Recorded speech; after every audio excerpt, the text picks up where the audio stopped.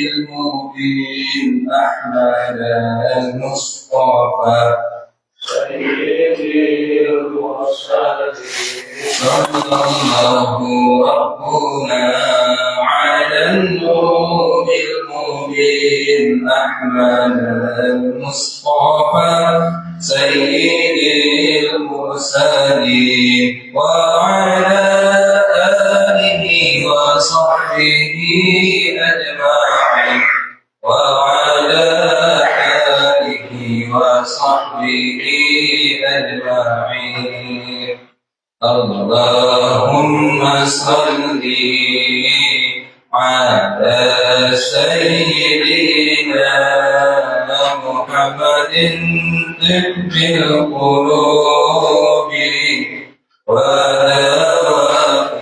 ودوائها وعافية الأبدان وشفائها ونور الأبصار وضيائها وعلى آله وصحبه وسلم اللهم صل وسلم على سيدنا محمد صاحب البشرى صلاة تبشرنا بها وأهلنا وأولادنا وجميع مشايخنا ومعلمينا وطلبتنا وطالبتنا من يومنا هدانا يوم الآخرة صلى عليك الله يا عزماني يا مصطفى يا صفوة الرحمن الحمد لله الذي أعطاني على العلماء ضائبا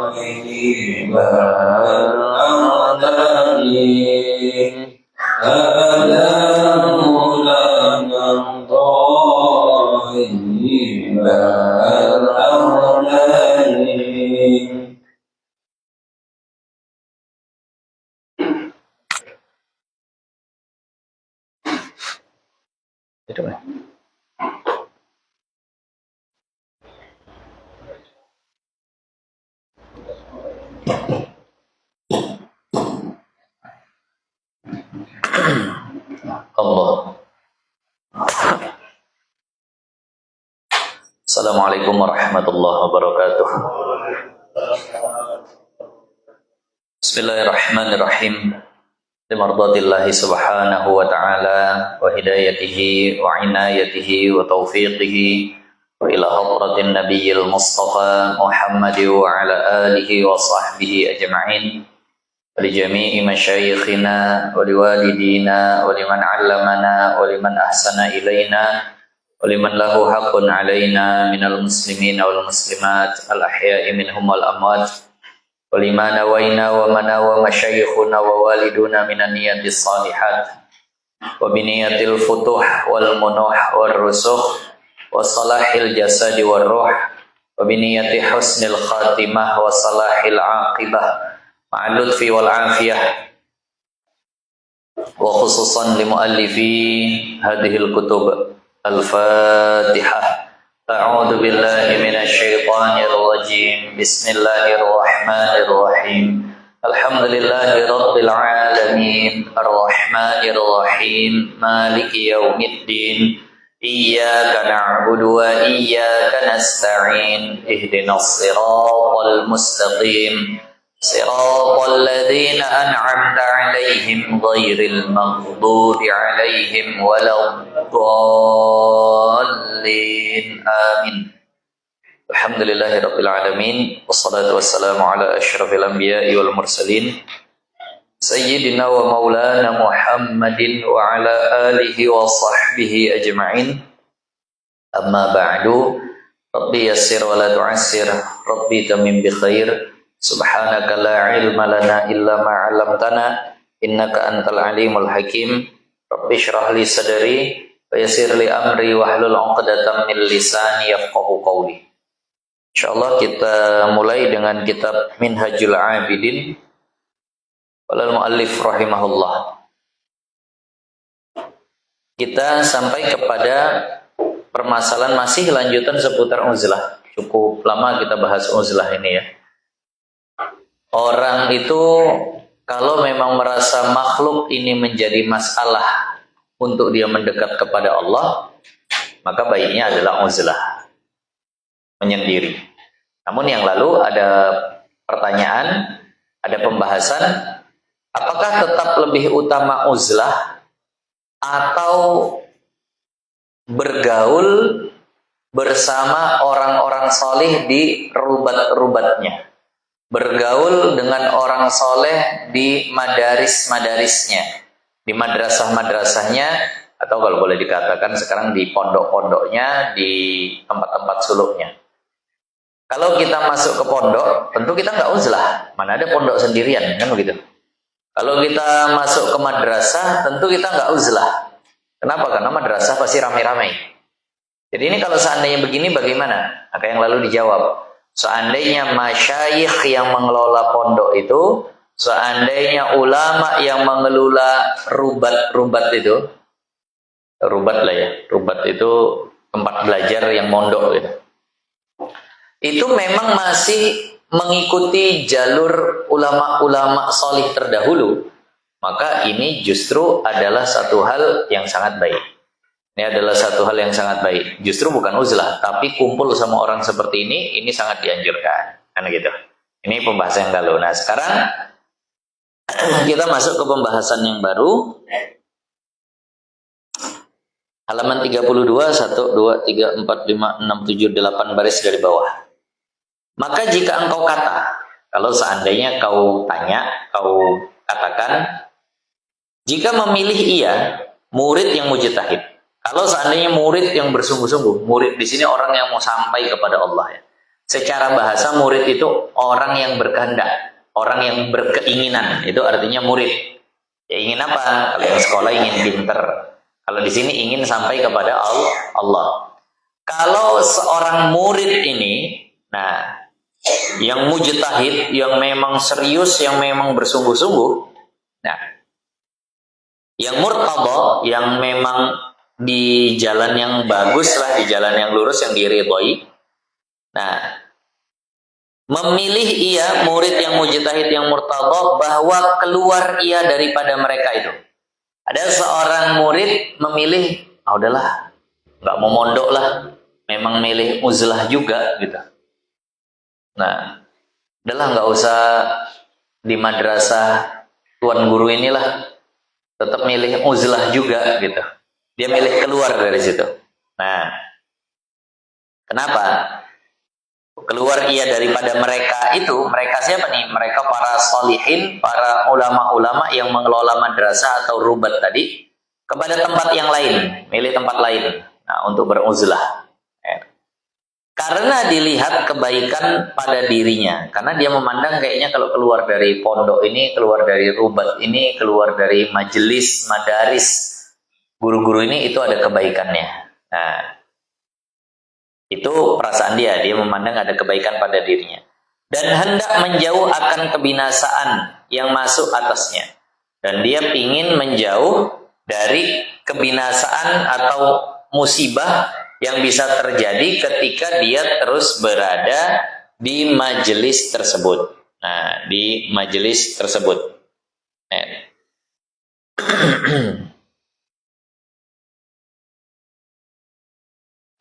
Nah, menjauhi masalahnya, menjauhi masalah yang ada di majelis atau di pondok tersebut misalnya. Ya. Ada tadi lewatan. Di dalam bertolan akan mereka itu, dalam bersahabat, dalam kebersamaannya bersama para masyayikh atau solihin itu. Nah, jadi dia mikir kayaknya di pondok ini pun kalau sama syekh ini, sama ulama fulan ini, sama tuan guru ini jadi masalah juga sama aku ini. Misal, kayaknya aku kurang adab, nanti malah jadi nggak bagus di sini, atau yang lainnya lah. Nah, ini diperhatikan. Ini orang-orang yang mondok, orang-orang yang belajar di pesantren, orang-orang yang memang fokus mau kepada ilmu. Itu secara halus itu banyak betul bisikan-bisikan dari setan, banyak betul alasan-alasan yang masuk dan terbuat-buat di hatinya untuk berhenti. Itu biasanya seperti itu. Nah, termasuk terkadang ini saya sudah mengelola pondok kurang lebih 5 tahun nih, masuk tahun ke-6. Itu ada santri-santri yang kadang kasihan bi sama ayah, kasihan sama emak. Kenapa? Ayah nggak ada yang bantu, emak nggak ada yang bantu. Ini kadang gitu nih alasannya. Ini kan Masya Allah, anak mulia betul nih. Padahal emaknya nggak peduli mau dibantu sama enggak, yang penting kok belajar gitu. Ayah udah tua, emak udah tua, kasihan gak ada yang bantu. Ini salah satu alasan yang terkadang dibuat-buat bahkan mungkin oleh setan. Kenapa? Dia pulang, bantu apa kira-kira? Nah, dia mungkin bantulah, nyapu halaman kah atau apa segala macam, bantu jualan. Padahal kalau dia mondok, itu pahala yang ditransfer dengan zikirannya, dengan biaya yang dikeluarkan lalu dimanfaatkan, itu jauh lebih banyak untuk orang tuanya. Tapi setan kan nggak mau nih seperti ini. Setan ini berusaha mentalbis ya, membuat satu kebaikan, tapi padahal ujung-ujungnya itu nggak bagus juga. Nah, saya ingat kalau tipu daya setan ini, Masya Allah. Ada seorang sahabat Rasul, namanya Sayyiduna Abdullah bin Umi Maktum. Buta matanya, kan gitu, muazzinnya Rasulullah. Jadi ketika datang nih perintah sholat berjamaah, nah dia minta izin sama Rasul, ya Rasul, aku minta izin nggak bisa ke masjid. Kenapa? Kata Rasul. Nggak ada yang nuntun, aku buta lagi. Awalnya Rasul bilang, oh ya udahlah, karena Islam ini kan nggak sulit. Tapi kemudian Rasul nanya lagi, suara azan di masjid kau dengar nggak? Dengar ya Rasul. Kalau gitu kau harus ke masjid. Kalau gitu kau harus ke masjid. Kenapa? Dulu orang azan nggak pakai speaker, dulu orang azan nggak pakai mic. Kalau masih dengar suara azannya berarti masih dekat. Jadi orang buta pun masih bisa tuh. Akhirnya kata Rasul begitu, baiklah Rasul, siap. Nah, maka tiap hari dia jalan meraba-raba. Dia jalan, ya pokoknya supaya bisa sampai lagi. Karena nggak ada yang nuntun. Nah, dia istiqomah jalan. Satu waktu, dia kepleset. Terjatuh, kepalanya berdarah. Sampai berdarah.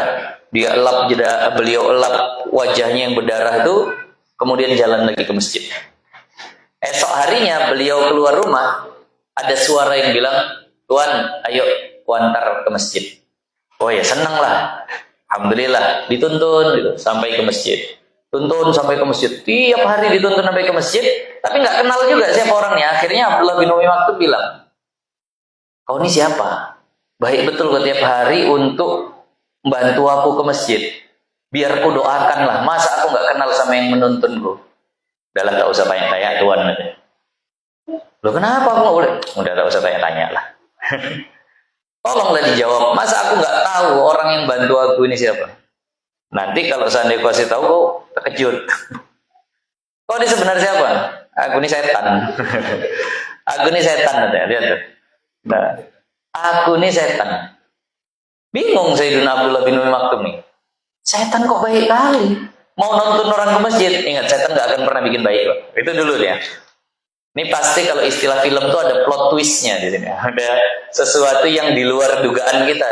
Nah, kok setan nih nuntun orang ke masjid? Kau seharusnya nuntun orang itu ke tempat mabuk, ke tempat main judi. Gitu. Kenapa?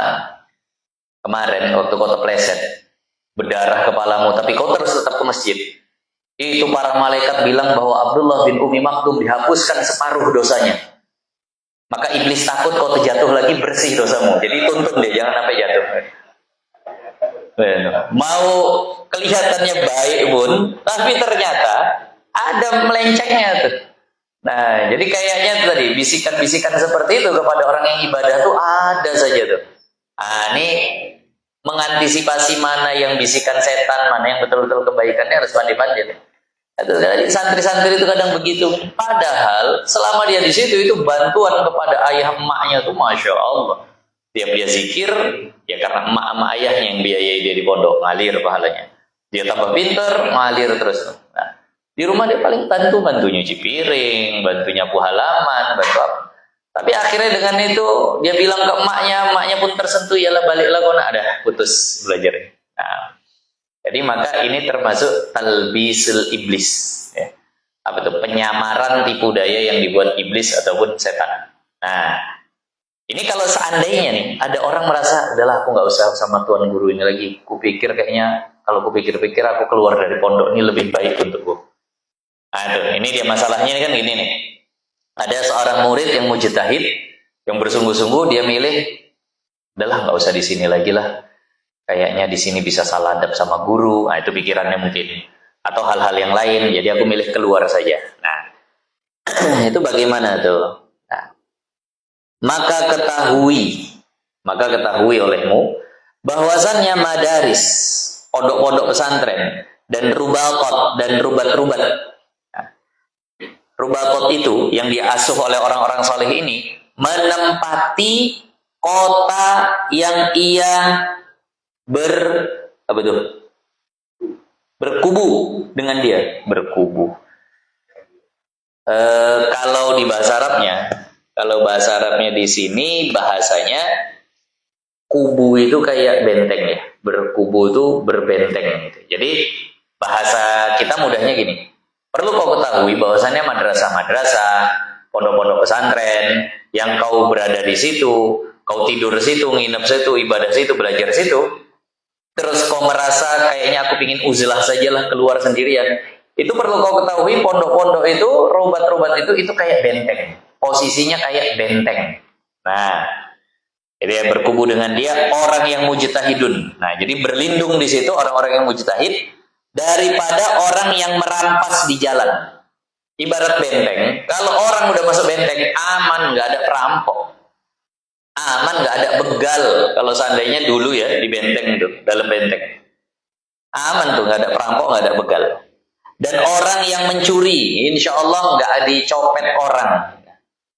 Dan bahwasannya orang yang di luar kota itu, sementara yang di luar benteng itu, menempati di padang. Itu posisinya kayak di padang pasir gitu. Mana kira-kira begini? Betul, memang mungkin di luar itu ada kebaikan. Tapi kalau cerita amannya, lebih aman dalam benteng atau di luar benteng? Ya dalam benteng. Apalagi orangnya lemah gitu. Apalagi orangnya lemah, kena begal, ya udah bahaya deh. Kalau orang kuat gimana? Orang kuat mungkin bisa menghadapi begalnya, tapi tetap akan lebih aman di dalam benteng. Nah, itu. Ini maksudnya Imam Ghazali ngarahkan uzlah. Ya jangan uzlah aja. Loh, ada perkumpulan yang lebih baik, yang memang itu terstruktur, terorganisir dengan baik. Kegiatannya apa, belajarnya kayak di pondok lah. Bangun udah ada jamnya sekian. Mau maksiat pun udah nggak sempat lagi. Bisa nggak orang maksiat di pondok? Bisa nggak orang di pondok itu bikin marah gurunya? Bisa. Terus dia mikir, udahlah keluar aja. Aku pun di sini jadi berantem sama kawan. Di luar lebih parah lagi, ya itu tadi. Di luar akan lebih parah lagi. Nah, ya kalau saya juga sering ngadepin orang tua. Ya. Orang tua itu kadang datang, Ustaz, anak saya di sini tertekan. Kawan-kawannya kayaknya nggak cocok sama dia, makannya nggak enak. Gitu. Ini mungkin sesuatu yang bahaya menurut emaknya. Tapi emaknya nggak tahu di luar itu ada hal yang lebih berbahaya lagi dari sekedar makan nggak enak. Gitu. Kemudian saya katakan, "Bu, kenapa dia di sini?" "Iya, dia nggak cocok sama kawannya." Lalu saya bilang, "Kira-kira di luar ibu pasti nggak dia bakalan cocok berkawan?" Nah, kira-kira coba diselidiki gitu. Nggak cocoknya itu dia di mana? Ya kalau nggak cocoknya karena dia pingin tidur, kawannya pingin belajar, salah siapa berarti? Kan? Nah itu tadi. Jadi makanya tetap harus dipahami bahwa di luar kira-kira lebih berbahaya nggak? Kecuali dia ke benteng yang lebih kokoh, nah gitu. Kalau itu udah nggak ada pilihan, ya jelas ke sana. Makanya kadang saya santri kalau seandainya ada bilang, "Bi, izin Bi, mau kemana? Mau ke Yaman?" "Oh ya udah sana," udah bilang. "Bi, izin Bi, mau kemana? Mau ke Jawa?" "Ah, kotor sana." "Bi, izin Bi, mau ke Pondok Ustadz Fulan?" "Nah, silahkan sana." Kenapa? Hanya pindah dari satu benteng ke benteng yang lain lah. Nah, walaupun memang kita tahu mungkin nggak pantas lah dibilang benteng kalau pondok-pondok seperti yang kita kelola sekarang, karena jauh daripada dikatakan orang-orang solih terdahulu. Ya, tapi paling nggak kalaupun nggak benteng ada pagernya lah gitu. Tidak terlalu bebas seperti di luar. Paling nggak dia nggak bawa handphone di situ. Paling nggak dia mungkin di situ ada waktu-waktu yang udah cukup membuat dia lelah dengan kebaikan sehingga nggak sempat bikin keburukan. Nah, jadi di sini itu posisinya seperti benteng yang mengamankan dia dari segala macam hal-hal yang nggak baik di luar, mencuri. Dan bahwasannya orang yang di luar kota itu menempati di padang, berkeliling di dalamnya kuda syayatin. Nah, satu apa tuh? Kuda syayatin, satu puak. Satu puak itu apa bahasa? Apa kalau bahasa Melayu satu puak itu nerjemahinnya? Kelompok. Nah, itu. Satu kelompok askar dan satu puak askar. Jadi kalau orang udah keluar itu, pasti ketemu sama pasukan-pasukannya setan. Askar itu kita kata prajurit-prajuritnya setan. Nah, tadi. Kemudian daripada satu, jadi berselisih ganti itu, ketemu terus sama setan-setan yang lain. Ya paling nggak di pondok, kalau anak-anak muda sekarang nggak terlalu bebas komunikasi dengan lawan jenis. Nah, tapi itu Ustaz, pondok tuh ada juga yang pacaran-pacaran. Itu dia di pondok pacaran, di luar lebih dari itu lagi nanti. Kan begitu. Nah, bisa jadi seperti itu. Itu Ustaz, di pondok tuh ada juga yang merokok-merokok. Ya ada. Jadi ngapain masuk pondok? Kalau di luar berganja mungkin. Karena akses untuk itu lebih banyak, kan begitu. Jadi pikirannya seperti itu. Sedangkan di pondok saja dia bisa curi-curi gitu. Di tempat yang udah ada bentengnya gitu dia curi-curi, apalagi di luar, kan begitu. Nah, memang tidak kita nafikan. Ada memang pondok-pondok yang justru memang nggak baik di situ. Nah, makanya ya kita mondokkan anak ini juga ya betul-betul gitu. Jangan sampai salah benteng ya. Akhirnya mau nyari pondok gitu, anaknya pingin bagus gitu. Keluar rupanya nggak mau maulidan. Keluar rupanya, wah, ini nggak ada nih mak, kirim-kirim pahala begini nggak ada. Oh, ini benteng mana nih? Kok kayaknya agak-agak beda gitu. Makanya lihat-lihat juga gitu. Saya belajar dari beberapa orang tua. Ketika ada orang tua datang, "Ustaz, saya kalau mau masukkan anak saya ke pondok." Nah, itu biasanya orang tua itu yang ditanya makannya dulu. Kemudian dia lihat kamar mandinya dulu. Kemudian dia lihat dulu tempat tidurnya bagaimana. Kalau saya enggak, kitabnya apa Ustaz? Pelajarannya apa? Katanya. Nah, waktu belajarnya, kegiatannya apa? Itu dulu. Karena kalau tidur, saya yakin kalau udah ngantuk tidurnya orang tuh. Walaupun tak ada kasurnya. Karena saya yakin kalau udah capek orang tuh belajar, makannya orang tuh. Walaupun tak palaunya. Tapi pelajarannya ini dulu yang harus dilihat. Nah, jadi mana tahu hendak memondokkan anaknya, jangan terpukau dengan bangunan mewah, bangunan besar, fasilitas lengkap. Tanya dulu kegiatannya bagaimana. Nah, kegiatannya bagaimana, peraturannya bagaimana, kitabnya apa yang dipelajari, materinya apa yang dipelajari. Nah, maka ada kalanya dirampasnya. Jadi bisa jadi dia kena begal. Dan ada kalanya ditawannya. Bisa kali dia tertawan. Maka betapa hal murid itu apabila keluar ia ke padang dan didapatnya akan dia oleh seteru. Terus gimana kalau dia keluar terus ketemu musuh? Ketemu musuh. Nah, daripadanya tiap-tiap pihak dari segala macam sisi ketemu musuh, diperbuat dengan dia akan barang yang dikehendakinya. Nah, maka tiba-tiba tiada. Nah, ini maka tiba-tiba nih maksudnya, maka jika tiada bagi dhaif ini melainkan ia melazimkan kota, artinya maka nggak ada pilihan lain bagi orang dhaif seperti ini, ya udah mending dalam benteng aja daripada keluar. Karena bisa jadi kena begal sama setan, bisa jadi ketemu musuh dipaksa, ditawan, ketemu kawan-kawan yang nggak baik, akhirnya ikut circle itu tertawan hatinya di situ, berubah. Jadi ya kepada para orang tua memang sedih ya kalau seandainya berpisah sama anak tuh yang selama ini main bareng, bercanda bareng, pulang kita ngelihat dia senang, tiba-tiba kita antarkan ke satu tempat, kemudian ya habisnya nggak ketemu lagi nih berbulan-bulan. Nah, pulang nanti itu terasa tuh. Saya ini cerita dari orang tua saya diantar ke pondok di Bogor itu udah tamat kuliah, Pak. Udah tamat kuliah, cuma saya memang saat itu tinggal sendirian di rumah. Jadi saya, bapak saya sama mak saya tinggal bertiga saja lah. Nah, saya minta izin saat itu. Udah besar saya. Usia saya mondok itu udah 21 tahun. Baru saya mondok lagi ke tempat Syekh Nuruddin. Karena disitulah baru kenal beliau, jatuh cinta dengan dakwah beliau, dengan ilmu beliau. Akhirnya saya minta izin mondok lagi. Itu mak saya lemes dengar saya mau mondok lagi. Tapi tahu bahwasannya ini mesti gitu. Orang mau belajar kok dilarang. Akhirnya diantar sama ayah saya. Nah, emak saya bilang, ayahmu, bapakmu itu habis nganter ke sana pulang nangis saja di mobil. Udah besar begitu nangis juga. Ya Allah. Emak saya nelpon sambil nangis. Tapi ya udahlah saya kuat-kuatkan aja. Udah Bu, jangan nangis. Insya Allah nanti semua ngalir pahalanya. Dalam hati saya, ya Allah, bapak saya yang begitu nangis. Tapi mereka paham bahwasannya ini untuk kebaikan. Nah, jadi nggak apa-apa lah. Nah, biar dia susah menangis untuk kebaikan itu daripada nanti kita nangisnya gara-gara hal yang lain ya. Mending nangis gara-gara nganter dia belajar daripada nangis gara-gara jenguk dia di penjara kan gitu. Ada juga yang nangis tapi jenguk dia di penjara gitu.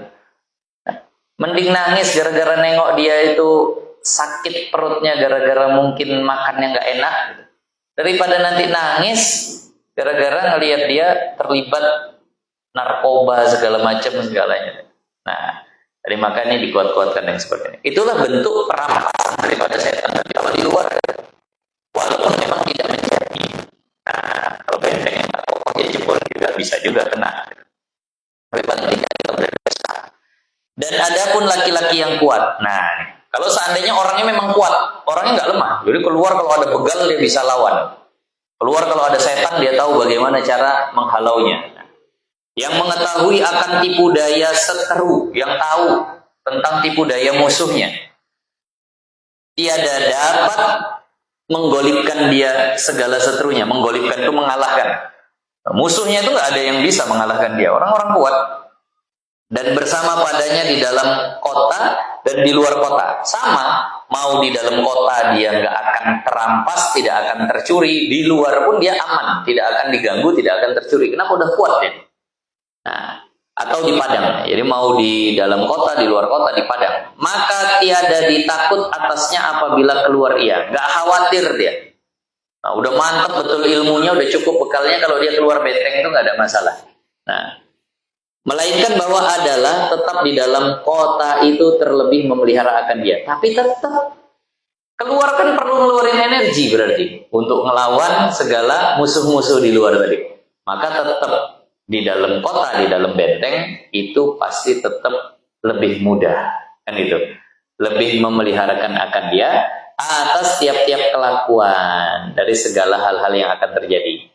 Karena tiada dipercaya, terpaling dan muwafaqah. Yakni yang didapat kejahatan di padang. Karena nggak yakin juga apakah akan selalu menang kan gitu. Bisa jadi dia malah terpaling, mengarah ke sana, ikut kepada hal yang jahat-jahat di luar sana.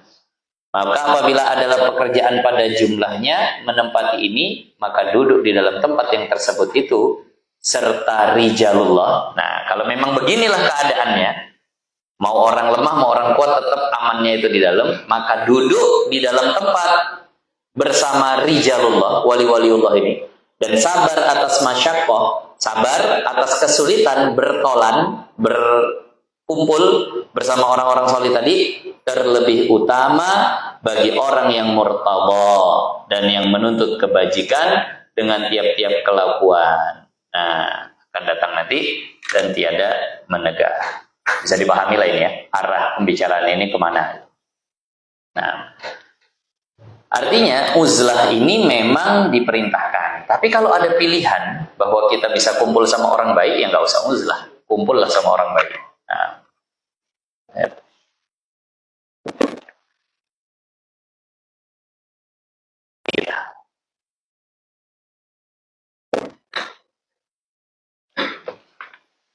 Tapi jangan dibayangkan bahwa pondok-pondok sekarang itu seperti yang diceritakan di sini. Oh, jauh beda. Jauh beda. Gurunya aja pun tidak sekelas yang diceritakan. Nah, kegiatan-kegiatannya jauh dari kelas yang diceritakan. Tapi paling tidak masih lebih mending lah. Masih ada mendingannya lah sedikit. Tambihun. Nah, tambih. Tambih ini artinya adalah peringatan, gitu ya. Secara bahasa artinya adalah peringatan. Qala al-muallif rahimahullahu taala. Yusannu, disunnahkan, al-jahru bil qiraati, menguatkan bacaan. Kalau dikatakan qiraah itu berarti Al-Qur'an, ya. Disunnahkan menguatkan bacaan. Bacaan mana ini? Kalau qiraah itu berarti Al-Quran. Kalau Al-Quran yang mana dalam sholat itu? Fatihah dan surah setelahnya. Nah itu maksudnya ya. Jadi jangan bingung. Ini qiraah yang mana nih? Yang dimaksud dengan qiraah ini adalah Al-Fatihah dan surah yang setelahnya. Al-Fatihah dan surah yang setelahnya. Nah, ini dikatakan di dalam syarahan i'anahnya, walau khafar riya, walaupun dia khawatir riya. Salat maghrib, ini kalau ku kuatkan bisa riya aku nih. Kenapa? Karena suaraku bagus, fasohahku mantap. Jadi bagusnya pelankan aja atau dikuatkan. Kalau kuat takut riya, pelan nggak takut riya, maka tetap disunahkan menguatkan. Tetap disunahkan menguatkan walaupun takut riya. Nah. Kita lanjutkan. Li ghairi makmumin, bagi yang bukan makmum. Keadaan orang sholat ini ada 3 ya, Bapak Ibu. Pertama imam, kedua makmum, ketiga apa? Munfarid. Yang sholat sendiri 3 ini aja. Nggak ada lain daripada 3 ini. Kita kalau sholat, ya pasti salah satu dari yang 3 ini. Kalau nggak imam, ya jadi makmum atau yang munfarid. Oh, aku nggak 3-3-nya Ustaz, berarti kok nggak sholat. Kalau nggak 3-3-nya berarti kok nggak sholat. Karena nggak mungkin, pasti salah satu dari itu. Apalagi lain dari 3 itu. Nah, berarti nggak sholat kalau nggak itu. Nah, siapa yang disunahkan untuk menguatkan?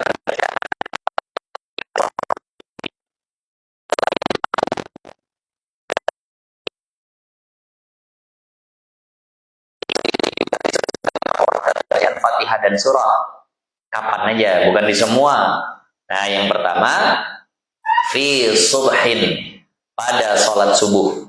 Nah, jadi kalau bapak, abang-abang, sholat subuh di rumah, nggak sempat ikut berjamaah, bangun udah kesiangan, atau bangunnya pas, tapi begitu masuk kamar mandi, waduh, lama betul, ada orang begitu. Itu diantara yang paling mengecewakan begitu Pak ya. Itu ibarat udah mau dapet sesuatu yang besar, kelamaan di kamar mandi. Itu kesel kadang kita gitu, tapi ya mau gimana lagi. Udah ancang-ancang gitu, bangun jam 4:30, udah baca-baca ini itu, adzan, nah, siap-siaplah gitu. Nah, kok terasa pingin kamar mandi, pikir cuma 1, rupanya 2. Nah, itu kalau istilah orang tuh, kalau gini itu istilahnya buang air kecil. Kalau begini itu buang air besar. Nah, dulu kalau mau izin sama guru, ingat kalau di Pondok Bogor dulu ya begitu. Langsung angkat tangan, udah tahu gurunya, berarti sebentar kalau begini. Tapi kalau udah begini, nggak ada lama lah ini dah. Nah, ternyata lama, sampai akhirnya orang bubar dari masjid, nah, dia belum keluar dari kamar mandi. Nah, akhirnya mau nggak mau sholat sendiri. Nah, sholat apa? Sholat subuh. Sholat sendiri, kuatkan bacaannya, walaupun sholat sendiri. Kalau perempuan bagaimana? Sunnah, Bu, dikuatkan bacaannya. Kalau sholat sendiri atau jadi imam pada sholat subuh, sunnah kuat bacaannya. Kalau, ada kalaunya nih, tidak takut suaranya kedengaran sama ajnabi. Siapa ajnabi itu? Laki-laki asing. Laki-laki yang bukan mahram. Kalau takut kedengaran sama ajnabi, rumah rapat-rapat, dekat-dekat, kalau dia angkat suaranya kedengeran, maka nggak usah.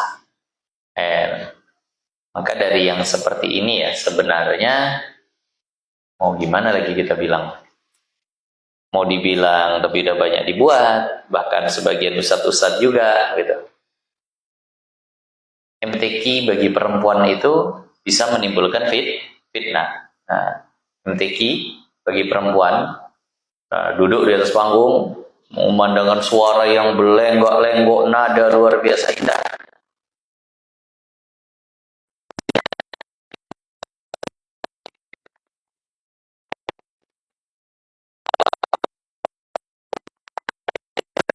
Mungkin pandangan orang yang membolehkan itu ada, tapi ya mungkin tanya kepada orang. Kalau saya ikut sama beberapa guru itu mengatakan bahwa nggak usah lah perempuan ikut yang seperti itu. Jadi nggak boleh, asal penontonnya perempuan semua, jurinya perempuan semua. Nah itu silahkan lah. Kalau seandainya mau seperti itu. Nah, ini yang nonton laki-laki. Begitu dibaca, Masya Allah, bagus sekali suaranya. Begitu ditengok, Masya Allah, cantik kali orangnya. Ya, dah lain dah. Kemana-mana begitu. Akhirnya fitnah yang terjadi, kan begitu. Nah, kadang yang MTQ ini tuh berdandan, nggak berdandan. Bajunya dibuat yang cantik. Nah, kadang berdandan, bebedak, berlipstik, apa segala macam. Nah, kadang hiasannya lebih cantik daripada suaranya jadi. Nah, yang seperti ini menjadikan fitnah. Kalau anak-anak nggak masalah.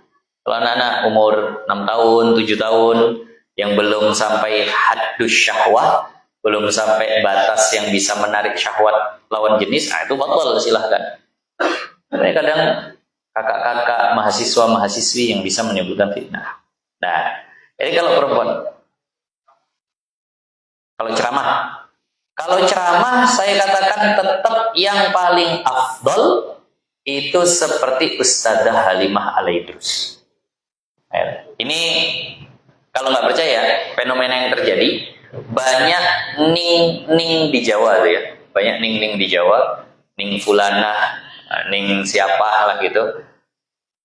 Itu banyak yang berceramah. Bagus penyampaiannya bagus. Tapi coba lihat komentarnya. Lihat komentarnya di bawah. Masya Allah makin cantik, Masya Allah begini begitu. Lain fokus orang udah. Ada saja yang berkomentar begitu. Nah itu tadi. Jadi maka oleh karena itu fitnahnya ada. Maka kalau mau benar silahkan bikin daurah khusus perempuan. Nah gitu di tempat tertutup yang memang nggak kelihatan. Ya udah yang paling benar tuh kayak Ustadzah Halimah Al-Aidrus. Nah itu yang paling bagus. Nah jadi kalau termasuk nasyid perempuan. Tentang suara itu masih ada yang membolehkan. Haitsulam yatamayyaz. Ini waktu itu ngaji sama Syekh Ahmad.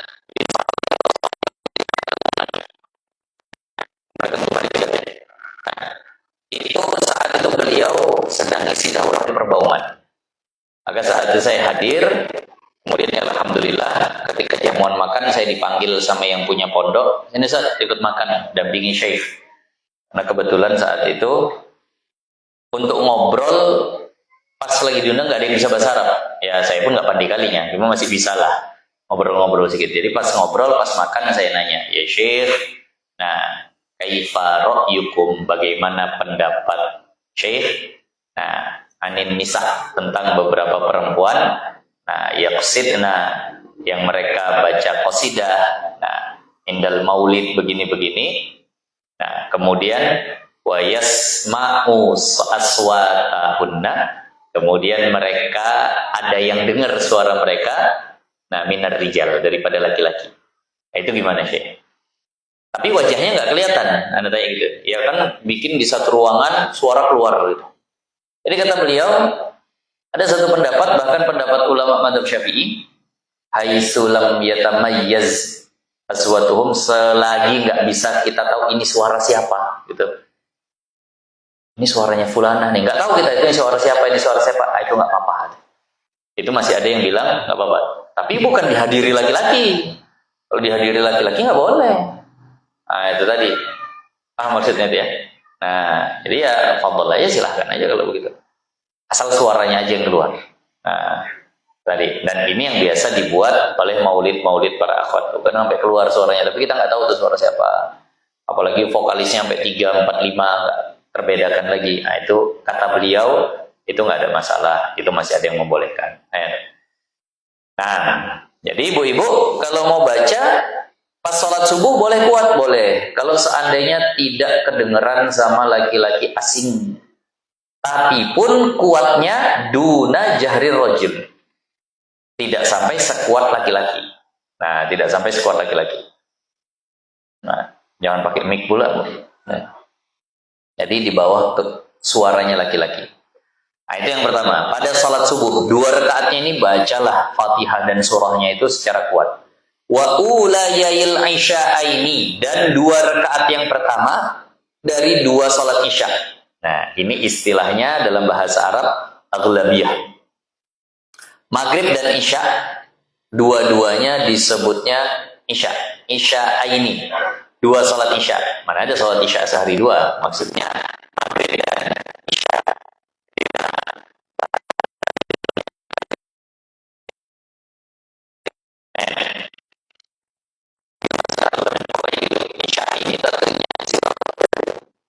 Maghrib dan isya atau 2 salat isya?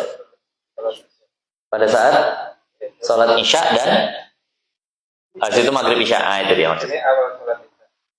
2 awal salat isya lanjutannya? Itu aja. Seharusnya ada maghribnya. Nah, jadi subuh 2 rakaat salat maghrib, 2 rakaat salat isya. Di situ berarti maghribnya nggak disebut? Ya, awal salat isya. Oh, nggak ada maghrib ya? Nah, nanti salah hukumnya jadi. Mungkin ketinggalan lah. Kemudian mana lagi yang dikuatkan? Wa jumu'atin, dan salat Jumat itu juga dijaharkan. Udah berapa salat tuh? 4 ya. Subuh, maghrib 2 rakaat pertama, isya 2 rakaat pertama, kemudian salat Jumat udah 4 nih. 4 salat dikuatkan suaranya. Kemudian yang berikutnya mana lagi? Wa fima yaqdi baina ghurubi syamsi wa tulu'iha. Nah, dan ketika dan pada sholat yang diqadha antara terbenamnya matahari dan terbitnya matahari. Yang kelima, sholat-sholat yang diqadha pada malam hari. Misal, dia ada tinggal sholat zuhur, kemudian dia qadha habis sholat isya, maka dikuatkan 2 rakaat pertamanya. Lo zuhur kan pelan bacanya, tapi karena dia diqadhanya pada malam hari, maka jadi ada anjuran untuk menguatkan 2 rakaat pertama. Mengqadha sholat asar. Nah, jam berapa? Jam 3 malam. Baca jahar. Bacanya jahar. 2 rakaat pertama. Sebaliknya juga, kalau mengqadha isya jam 9 pagi, maka dibacanya pelan. Jadi al-jahru wal israr. Nah, kuat dan pelan bacaannya itu, nah, memandang waktul qadha, memandang waktu mengqadhanya kapan. Kalau dia salat qadha, nah, la waktul ada, bukan memandang asal waktu adaannya. Nah, ini udah pernah saya sampaikan, tapi ya untuk menguatkan hafalan. Di sini dibahas di sini. Kenapa salat maghrib dan isya itu dikuatkannya cuma 2 rakaat pertama? Nah, ini supaya lebih fresh lagi ya, supaya lebih ingat lagi. Sholat itu ada yang dikuatkan, ada yang dipelankan. Kenapa kalau sholat yang siang itu seringnya pelan? Zuhur, asar pelan. Sementara maghrib, isya, subuh itu kuat. Maka jawabannya ini dari sisi historis, dari sisi sejarah. Karena ketika sholat itu datang, itu perintah sholat datang, Rasul belum hijrah ke Madinah. Rasul masih berada di kota Mekah. Yang saat itu gangguan dari orang-orang kafir itu luar biasa betul. Jangankan ketahuan sholat. Sayyiduna Bilal ketahuan Islam, ahad. Wah, itu disiksa habis-habisan. Sayyiduna Khubayb bin Arad ketahuan masuk Islam, ditidurkan di atas bara api. Nah, Sayyidah Sumayyah, nah, dengan suami beliau Yasir dan anak mereka berdua Ammar bin Yasir, yang disebut keluarga Yasir, itu disiksa sampai akhirnya Sayyidah Sumayyah wafat. Nah, meninggal dunia menjadi syahidah pertama dalam Islam. Jadi wanita yang pertama kali mati syahid dalam Islam itu adalah Sayyidah Sumayyah. Makanya banyak orang ngasih nama anak perempuan itu Sumayyah. Nah, itu begitu luar biasa gangguannya. Nah, itu belum ketahuan sholat, ketahuan Islam. Gimana kalau ketahuan sholat? Sehingga dianjurkan kalau zuhur pelan-pelan bacaannya. Kenapa? Nanti ketahuan orang kafir, habis kita didatangi, digerebek, digangguin. Rasul lagi sholat aja ditimpa punggungnya dengan jeroan unta yang udah membusuk. Nah, asar juga pelan. Nah, kalau maghrib silahkanlah kuat. Kenapa? Orang itu udah pulang semua ke rumahnya. Kalau isya, silahkan kuat. Kenapa? Orang itu udah pada tidur. Kalau subuh, silahkan angkat suara. Kenapa? Orang itu belum bangun. Orang itu belum bangun. Nah, begitulah seterusnya. Nah, ya.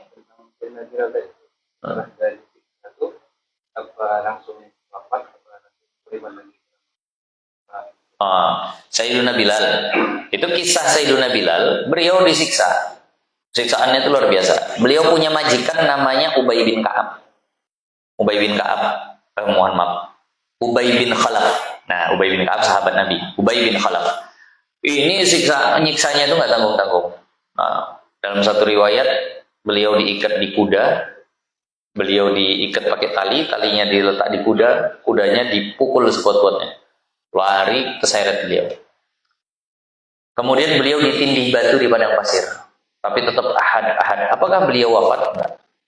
Karena saat itu lewat Sayyiduna Abu Bakar As-Siddiq yang membayar mahal membeli Sayyiduna Bilal. Karena Sayyiduna Bilal ini budak. Habis dibeli, disepakati harganya, dimerdekakan. Nah, baru hidup bersama para sahabat sampai akhirnya di perang Badar beliau membunuh tuannya yang menyiksa itu, Sayyiduna Bilal. Nah, itu kalau lengok udah difilmkan tuh. Jadi beliau juga yang membunuh Ubay bin Ka'ab. Yang udah pernah kita ceritakan ketika Rasulullah di Badar, jalan-jalan di Badar, Rasulullah menunjuk setiap tempat. Ini tempat matinya fulan. Ini tempat matinya fulan. Tersebut, ini tempat matinya Ubay bin Khalaf. Ada saat itu yang nyampaikan, Ubay bin Khalaf, kemarin aku ini orang Islam nih, tapi masih diterima di Mekah. Kemarin aku jalan-jalan sama Nabi Muhammad. Dia nunjuk satu tempat, dia bilang, ini tempat matinya Ubay bin Khalaf. Habis ditunjuk begitu, Ubay bin Khalaf nggak mau ikut perang Badar. Nggak mau ikut perang Badar. Sampai akhirnya ditanya orang, kenapa nggak mau ikut perang Badar? Muhammad udah nunjuk satu tempat, dia bilang, ini tempat matinya Ubay bin Khalaf. Istrinya pun bilang, bang, jangan pergi. Kenapa? Muhammad nggak pernah bohong mulutnya. Percaya, tapi nggak mau masuk Islam itu aneh gitu ya. Percaya sama Nabi Muhammad itu. Bang, udah bang di rumah aja, jangan ikut perang Badar. Jangan ikut perang hari ini. Kenapa? Kalau Muhammad udah bilang A, pernah rupanya kejadian B. Ini pasti kejadiannya A. Kalau Muhammad selama ini ucapannya kau dengar, ada nggak yang nggak betul ucapannya? Nggak pernah sih, Dik. Pasti kalau Muhammad bilang besok begini, itu begitu. Ini bentar lagi begini, pasti begitu. Dan dia bilang, bang, itu tempat kematianmu di Badar. Jangan gue pergi. Nggak mau pergi. Tapi akhirnya pergi juga. Kenapa? Diejein sama Abu Sufyan, Abu Jahal, Abu Lahab. Diejein itu. Wah, banci, begini, begitu, segala macam. Wah, cemen, ditakut-takut gitu, nggak mau datang. Akhirnya, udahlah, pigilah. Daripada aku diejek, banci apa, mending aku mati dalam keadaan terhormat. Ya mati lah. Habis itu ditikam sama Sayyiduna Bilal. Mati persis di tempat itu. Kata orang yang mendampingi Rasul, Tidak ada satu tempat pun yang meleset. Kan dia dengar tuh, sini tempat semua yang ditunjuk Rasul pas. Ini matinya fulan, ini tempat matinya fulan, tempat pas semuanya. Nah, gimana orang Arab nggak percaya tuh? Nah, maka Sayyidina Bilal udah panjang lagi sampai Rasul wafat, Sayyidina Bilal masih hidup.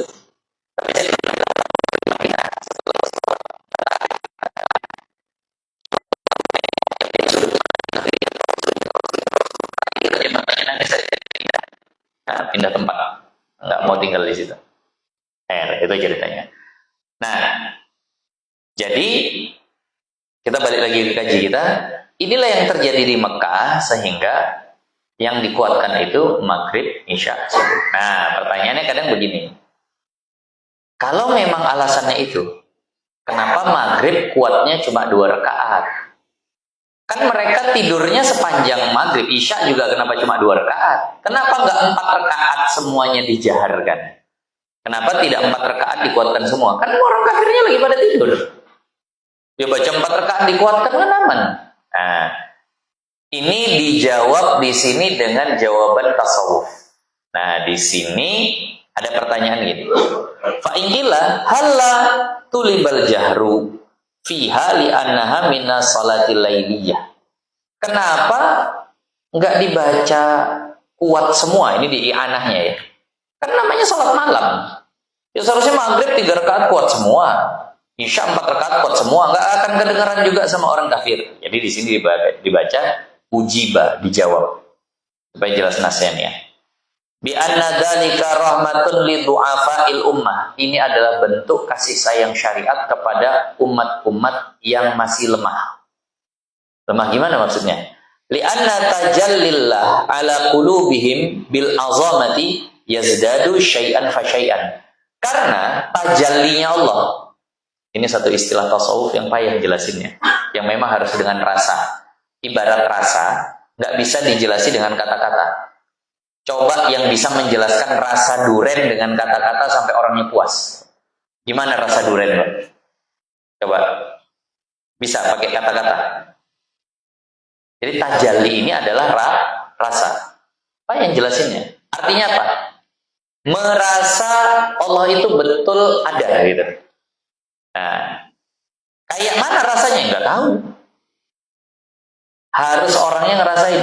Coba diceritakan tuh. Yang namanya khusyuk sampai merasakan tajallinya Allah. Merasakan keberadaan Allah itu coba terangkan dulu. Nah, Imam Ghazali pernah ditanya yang seperti itu. Lalu di dalam kitab Ayyuhal Waladnya, beliau mengumpamakan ada 2 orang sahabat yang betul-betul buta, sahabat yang satu ibu buta, jadi cari sahabat. Nah, kemudian sahabat yang buta ini bilang, ceritainlah sama aku, kayak mana, mohon maaf, kayak mana lezatnya jima malam pertama tuh. Ya. Coba ceritain supaya aku bisa merasakannya juga. Ya. Kata kawannya apa? Kupikir kau ini cuma buta. Kenapa rupanya? Ya, kau ternyata bukan cuma buta, jadi apa? Bodoh juga. Mana bisa yang kayak gitu diceritakan? Kalau mau kau nikah rasain dah. Nggak akan bisa kau merasakan kalau cuma dari kata-kata. Nah itu tadi maksudnya tajalli ini nggak akan bisa kita tahu apa itu tajalli karena dia rasa. Nah di sini dikatakan orang-orang yang lemah itu nggak akan sanggup. Kenapa? Karena tajallinya Allah itu akan semakin bertambah. Di rakaat pertama terasa, wah udah luar biasa, makin bergetar, kadang sampai keringat dingin. Di rakaat kedua bertambah hebat lagi tuh, rasa keberadaan Allah, merasakan adanya Allah tadi itu. Sedikit demi sedikit bertambah. Fayakunu fi akhiris salati asqalu minhu. Ini di i'anahnya. Maka di akhir sholatnya itu menjadi paling berat. Menjadi paling berat. Fi awaliha, daripada di awalnya. Walidhalika, oleh karena itu khuffifa, diringankan fi akhiriha, pada akhirnya. Nah, saya sering mengumpamakan kenapa sholat isya itu 2 rakaat terakhir itu agak disirkan supaya lebih ringan. Udah pernah juga saya katakan di sini misal di sini hadir misalnya ada Buya Yahya, ada Ustadz Abdul Somad, ada Habib Rizid, ada misalnya siapa lagi ulama Gus Baha, itu misalnya hadir di sini. Lalu Bang Is disuruh pimpin doa. Silakan Bang Is pimpin doa. Kira-kira cemana tuh? Gugupnya kayak apa tuh? Nah, tapi kalau dibilang udah Bang Is pimpin doa tapi sir aja, insya Allah bisa. Kalau gitu bisa. Paham maksudnya ya? Ataupun kalau seandainya gugup, bisa lah tapi jangan panjang-panjang, nggak usah. Udah Rabbana Atina langsung boleh nggak? Boleh. Kalau itu masih bisa. Tapi kalau sampai panjang-panjang, di akhir mau lah hilang suara nanti Ustaz. Tak tahu lagi ke sana sini. Kenapa? Grogi betul lah. Kurang lebih begitu ya. Cuma ini yang mereka rasakan adalah kehadiran Allah. Nah,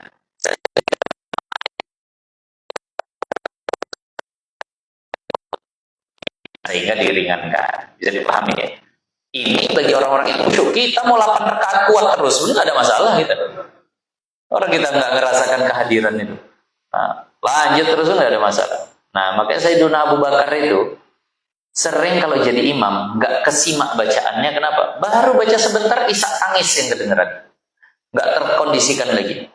Nah, bacaannya agak jadi kurang jelas. Yang terdengar adalah isak tangis. Nah itu jawabannya ya. Kalau ada yang bertanya kenapa 2 rakaat isya itu pelan, 2 rakaat yang sebelumnya kuat, 2 rakaat setelahnya itu pelan. Kemudian tadi sudah yang kelima adalah yang diqadha pada malam hari. Kemudian wafil idaini, dan pada 2 salat id. Pada 2 salat id ini juga dikuatkan bacaannya. Idul Fitri, Idul Adha, kuatkan bacaannya. Nah, ini biasanya untuk salat-salat berjamaah yang difardukannya itu di Madinah. Kayak salat Jumat difardukannya di Madinah. Jadi walaupun siang dianjurkan kuat. Udah kuat Islam saat itu. Idul Fitri, Idul Adha datangnya di Madinah. Yang udah kuat Islam, maka udah baca kuat enggak apa-apa. Qala Syekhuna, berkata guru kami Al-Imam Ibnu Hajar Al-Haytami, walaupun qadha. Boleh salat id di qadha. Boleh, Pak. Ini kaidahnya. Semua salat yang berwaktu, mau fardu ya fardu pasti berwaktu, ataupun sunnah maka bisa diqadha. As-salatu dzatul waqti, as-salawatu dzatul waqti, salat-salat yang punya waktu khusus kalau lewat boleh diqadha. Idul Fitri ya, berwaktu atau bersebab tuh? Berwaktu, maka bisa diqadha. Tapi yang bersebab ini nggak bisa diqadha. Yang bersebab ini nggak bisa diqadha di rumah. Nah, salat apa Bang? Tahiyatul masjid deh. Loh, kok di rumah ya, tadi pas di masjid lupa jadi qadha. Nggak ada cerita qadha tahiyatul masjid itu nggak ada. Nah, kenapa? Karena dia bukan berwaktu, dia bersebab. Nah, tahajud bisa, salat witir bisa diqadha. Witir misal. Nah, kenapa? Karena witir itu punya waktu. Tahajud juga punya waktu, malam. Jadi kalau ada yang kelewatan bisa nggak dikerjakan di siang? Bisa. Qadha witir. Kalau seandainya sengaja pun ya tetap sama. Nah, ya bisa. Qadha witir sebelah siang, qadha tahajud. Gitu. Kenapa? Karena dia berwaktu.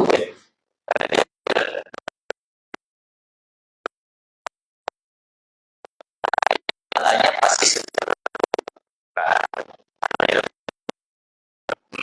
sholat qobliyah isya, sholat ba'diyah isya dikerjakan jam 9 pagi. Kok sholat apa?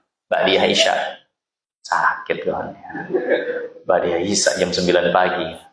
Boleh. Kenapa? Karena termasuk sholat yang berwaktu. Tapi qadha jatuhnya. Ya qadha itu pasti kurang pahala. Kemudian kapan lagi? Wat tarawih, dan salat tarawih. Salat tarawih itu keluarkan suaranya. Nah, wa witri Ramadan, dan witir bulan Ramadan. Kalau di luar bulan Ramadan sir. Tapi di bulan Ramadan dikuatkan. Wa khusufil qamar, dan salat gerhana bulan. Gerhana matahari sir. Kalau gerhana bulan dikuatkan. Nah, wa yukrahu lil ma'mum al-jahru. Sementara makmum dimakruhkan untuk menguatkan suaranya. Jadi minta izin. Apa ukuran jahar dan sir itu? Sir kita sendiri yang dengar. Ya bolehlah, kawan kanan kiri boleh. Kenapa? Karena telinganya sangat dekat dengan mulut kita, itu wajar lah. Nah, sementara jahar itu sampai dengar orang. Jadi minta izin. Ya kita tahu, pingin sholat itu mantep gitu, tapi jangan ditinggalkan yang ini. Kadang dia bisa keempatnya, sampai imamnya pun dengar suara. Ya. Bismillahirrahmanirrahim. Alhamdulillahirrahmanirrahim. Malik yaumid. Itu yang seperti itu enggak. Makruh itu yang seperti itu. Kenapa? Ukurannya udah jahar. Kecuali kalau memang misalnya pada salat Isya, rakaat ketiga, keempat, salat zuhur. Tapi dipakai mic-nya Masya Allah gitu ya. Napas saja ketangkap gitu. Sehingga kedengeran. Padahal dia udah berusaha sir gitu. Kedengeran. Jangan kan sedang di rumah pun denger. Karena saking mantapnya speaknya tadi. Ya udahlah kalau ini mau cuman udah lagi. Nah, tapi kalau seandainya saya pernah ketemu mic yang seperti itu. Rakaat pertama, kedua sholat isya. Rakaat ketiga karena saya mau sir, karena memang sunnahnya sir. Nah, itu biasa saya beginikan dengan gerakan sedikit gerakan gitu. Supaya tidak terekam sama mic tadi itu. Agak saya geser nih. Nah, supaya nggak ketangkep suara. Karena ya sedikit banyak agak mengganggu.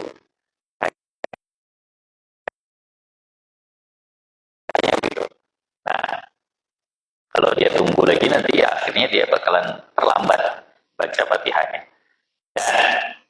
Jadi ini makruh. Jadi para makmum, nah ini kadang-kadang makmum mentalnya mental imam semua. Ingin kuat aja bacanya gitu. Agak dipelanin. Makruh kalau dikuatkan seperti ini. Nah, linnahyi anhu, karena ada larangan dari menjaharkan ini. Wala yajharu, ini akan datang kita bahas. Kalau ada orang lagi baca Quran gimana? Nah, kalau seandainya ada orang yang lagi tidur gimana? Nah, boleh nggak kita baca Quran kuat-kuat kalau seandainya ada orang yang lagi sholat, lagi tidur? Nah, ini insya Allah akan datang. Ya. Ada pertanyaan? Silahkan Bapak Ibu. Kalau ada yang mau ditanya. Nah. Ya. Ketika sholat karena suara-suara yang dari Ya. Jadi apa kita lebih memilih agak tidak berjamaah gitu. Oh, ya. Kalau seandainya makmum-makmum ini pada bising gitu, akhirnya kita terganggu. Apa kita lebih memilih untuk tidak berjamaah? Enggak. Tetap kita berjamaah. Tetap berjamaah. Kenapa? Karena ini masykuk, ini masih diragukan. Bisa jadi yang biasa bising itu tak datang, kan gitu. Jadi pergi aja dulu ke masjid. Nah, kemudian yang kedua, sholat berjamaah ini memang masih kaitannya sama diri sholat itu sendiri. Jadi maka diutamakanlah. Nah, untuk tetap berjamaah, walaupun ada yang seperti itu ya, kita kondisikan sendirilah. Gimana? Atau apakah kita sumpel telinga kita nah, supaya nggak kedengeran? Nah, kita usahakanlah untuk tetap bisa berjamaah. Ada lagi pertanyaan? Ya, silakan Bang. Waalaikumsalam. Kalau kita sholat itu ragu-ragu di rakaat berapa gitu, maka kita jadi juga melanjutkan sampai bisa ulang dari rakaat yang sebelumnya gitu Ustaz. Ya. Apa baru dilanjutkan nggak kita itu sujud samping? Nah. Baru yang kedua Ustaz, ini untuk berhaji Ustaz. Jadi pernah dengar pertanyaan, bagaimana kalau kita melakukan tawaf bagi perempuan, dia itu tiba-tiba datang haid.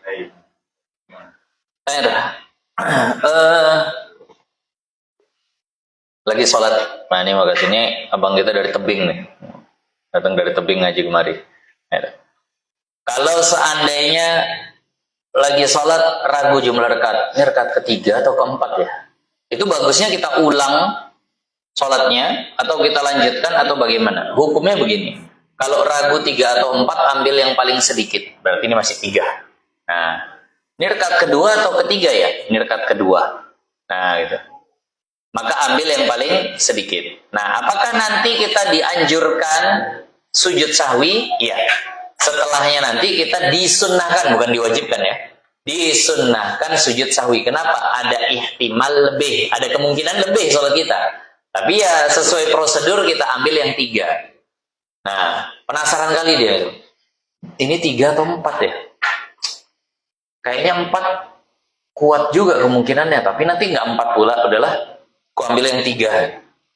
Nah, kemudian dia sujud sahwi. Habis itu dia masuk ke kamar BKM, muter rekaman CCTV. Berapanya aku tadi sholatnya? Ternyata betul 5 rakaat sholatnya. Sah nggak sholatnya? Sah. Perlu diulang? Enggak. Memang begitu, dia udah sesuai prosedur.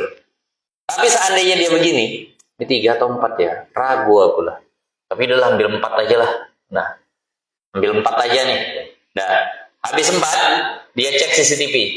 Betul, ternyata memang 4. Lah kan pas 4, tetap nggak sah sholatnya. Paham maksudnya?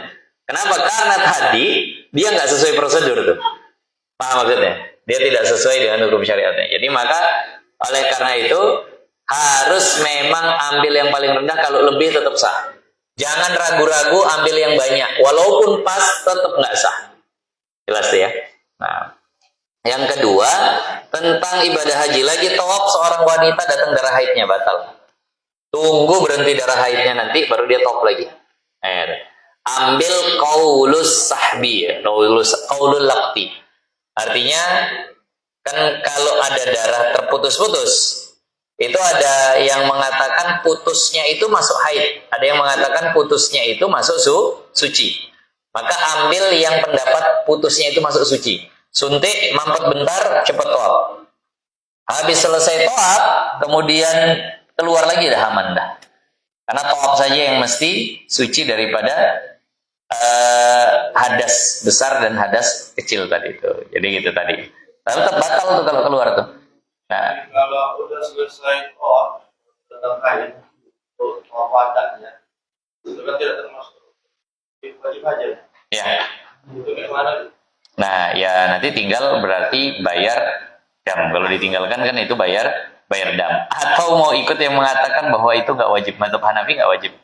Dia mau taklid ke situ ya silahkan. Karena memang di sini agak sulit kita tuh. Tapi sama. Pokoknya itu orang bukan hanya umrah haji. Masuk Mekah sebelum meninggalkan kota Mekah tuh wajib tawaf. Namanya tawaf wada.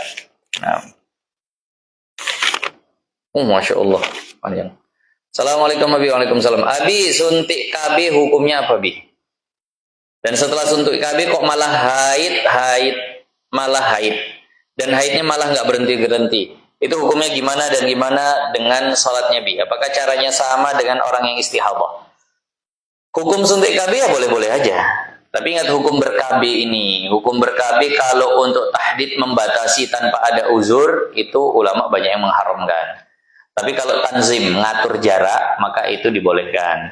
Atau dia membatasi karena uzur. Kata dokternya, jangan lagi punya anak, Bu. Udah 75 tahun usia, Bu. Udah, misalnya itu. Bahaya nih. Bisa bahaya. Atau pertama sesar, kedua sesar, ketiga sesar. Masih bisa, Dok? Bisa sih, Bu. Cuma ya beresiko. Kalau dokter ditanya bagusnya mana? Bagusnya udahlah. Nah, namanya perut itu ada batasannya, dibelah-belah, diiris-iris terus, pasti lama-lama ketahanannya kurang. Jadi udah bagusnya udah oke lah, akhirnya dia batasi sampai situ. Nah, itu boleh. Tapi kalau yang nggak ada urusan seperti itu, niatnya memang membatasi, ini sebenarnya tidak diperbolehkan. Ada nanti pembolehannya, tapi pembahasannya panjang nanti ya. Pembahasannya panjang. Nah, jadi hukumnya boleh-boleh aja, tapi habis suntik malah keluar darah haid. Itu bagaimana sholatnya? Kalau masih dalam siklus haid, nggak lebih dari 15 hari 15 malam, ya itu haid semua. Tapi kalau seandainya lebih dari siklus haid, 20 hari, 30 hari, 2 bulan nggak berhenti-berhenti, berarti ini ada istihadahnya. Yang memang haid ya dia nggak sholat, yang pas istihadah ya dia sholat. Gimana caranya? Bedain warna darah. Bedakan warna darah. Kayak mana tuh? Nantilah pas dong, nggak cukup di sini kita jelaskan. Masya Allah. Nah, kalau mau bikin daurah itu. Nah, apakah caranya sama dengan orang yang istihadah? Ya, berarti mungkin yang nanya udah paham. Ya, kalau udah lewat 15 hari 15 malam. Tapi bagaimana misalnya jika di majelis itu selalu suka menggibahi orang? Ya, itu namanya bukan majelis ilmu, itu namanya majelis gibah. Enggak, Bi, dia duduknya apa Ustaz, dia duduknya di apa? Di majelis ilmu tapi menggibahi orang. Nah, ini namanya orang yang mencemari majelis ilmu. Nah, yang menggibahi ustadznya gitu, lagi ceramah menggibahin orang. Nah, ini cari majelis lain kalau seandainya seperti itu. Asik nyeritain orang aja gitu. Buruk-buruknya orang, aib-aibnya orang diceritain di situ. Nah, itu cari majelis lain kalau begitu. Apa hukumnya menyusui anak di depan adik ipar laki-laki? Haram. Adik ipar bukan mahram. Jadi haram. Nah, adik ipar. Adik ipar, abang ipar, itu semuanya bukan mahram. Abi, apa hukumnya bagi seseorang yang sudah paham agama, lalu ia tidak menasehati uak perempuan yang suka membuka-buka aurat? Dan bagaimana si suaminya yang nggak mau menasehati istrinya ketika istrinya membuka aurat? Kalau memang dia sama sekali nggak peduli, nggak nasehati, ya berdosa. Kenapa? Karena tanggung jawab suami. Nah, ini keponakannya. Kalau dia bisa nasehati. Kalau enggak, ya udah doakan. Karena memang kadang nggak mudah menasehati orang nih. Man ra'a minkum mungkaron, yang melihat kemungkaran, falyughayyir biyadih, maka ubah pakai tangan. Fa illam yastati, kalau nggak bisa berarti ada orang yang tidak bisa merubah dengan tangan. Fa bilisani, maka pakai lisan. Fa illam yastati, kalau seandainya nggak bisa juga berarti ada keadaan di mana orang nggak bisa berdakwah dengan lisan. Fa biqalbihi, ya udah doakan dengan hati. Nah, benci perbuatannya, tapi doakan orangnya supaya meninggalkan perbuatan tersebut. Nah, kalau suami, masa suami nggak bisa sih? Pakai tangan, pakai mulut gitu. Masa pakai mulut pun suami nggak bisa? Diam aja gitu lah, terserah mulut dah. Ya dibilang lah. Hah? Takut, Masya Allah. Jadi kalau seandainya takut nih gimana nih? Seharusnya suami ini kan punya wewenang ya, punya wewenang. Paling nggak ngomong. Mau nanti dibentak mau apa segala macam, aku udah ngomong ya. Kau keluar pakai jilbab. Kau keluar nggak pakai jilbab, berdosa kau. Aku pun kalau diam berdosa. Nah, recok kali abang nih, terserah kau mau merepet. Yang penting aku tak berdosa. Udah aku bilang nih ya. Nah, kalau perlu, kau keluar nggak pakai jilbab, potong duit belanjamu. Aku nafkahi kan. Nah, gitu tadi. Ini bisa begini. Nah, kalau memang suami punya kendali penuh. Ya suka gaji pun lebih besar dari kau. Nah, ini nggak bisa ngomong ternyata. Di situ dia kena. Nah, ini namanya perempuan yang memang sudah menggadaikan syariatnya dengan gajinya tadi. Dibilangnya pun nggak mau dengan beralasan seperti itu. Terserahmu mau ngasih apa enggak. Gaji pun besar. Nah, ini agaknya sudah agak boleh dipikir-pikir lah. Nah, kalau seandainya yang seperti itu. Nah, setahun tahankan 2 tahun lah. Ini yang kayak gini bahaya nih. Nah, mulai diistikharahkan. Nah. Ya. Nah.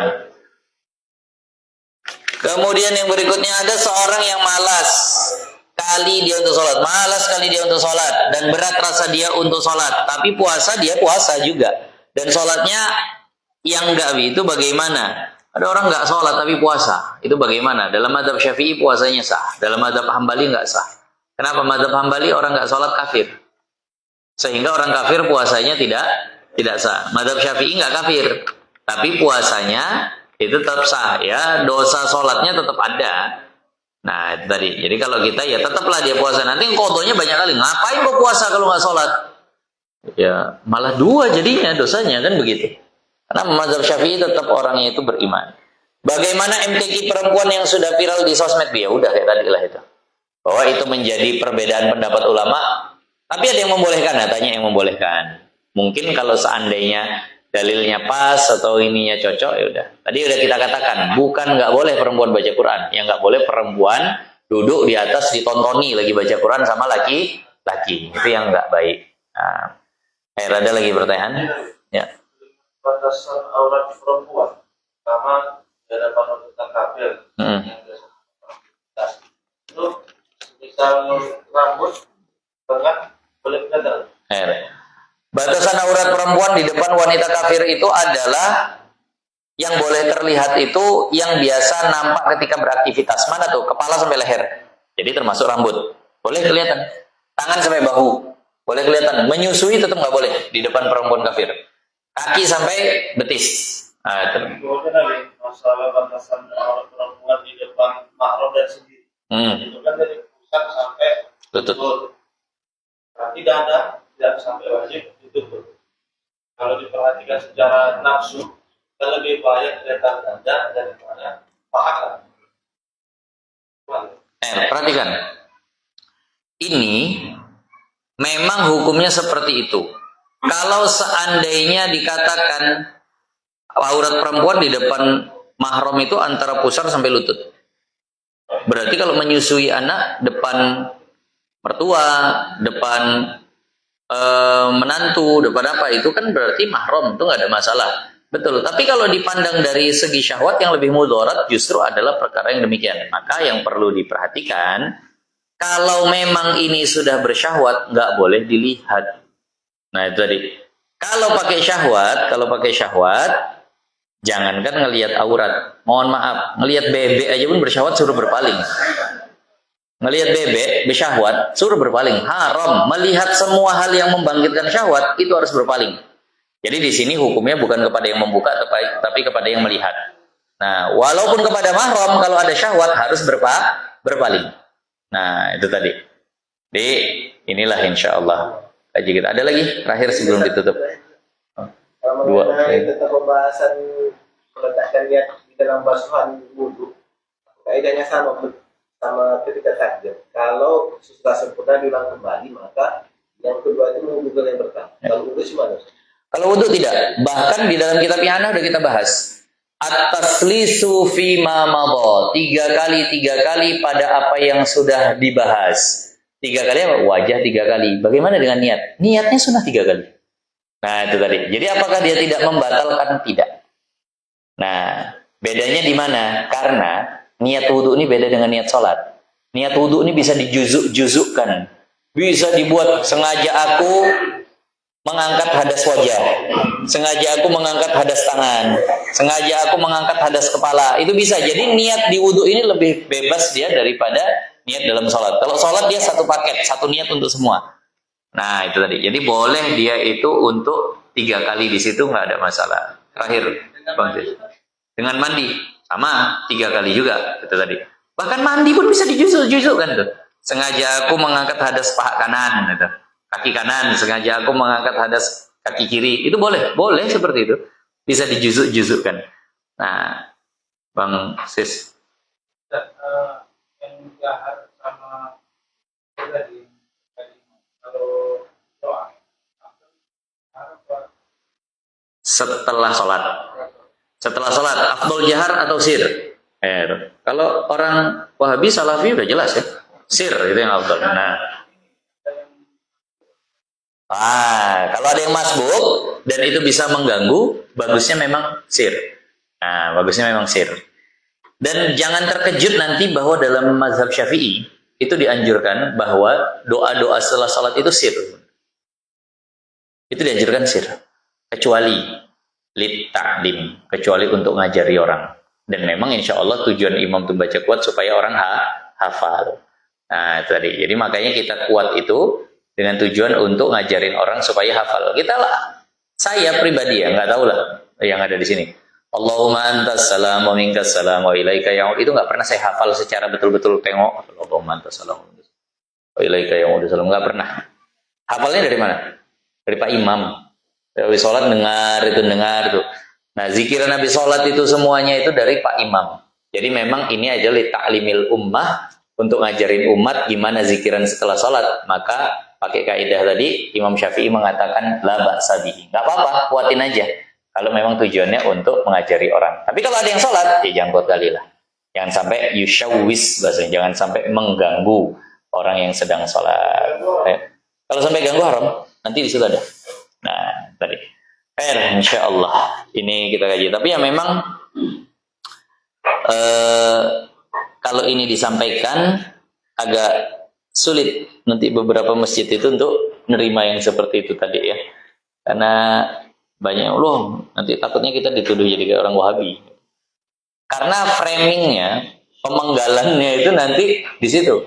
Nah, wah Bang Budin nggak mau dia lagi baca kuat kalau habis sholat, nggak tahu di belakang ada orang sholat gitu.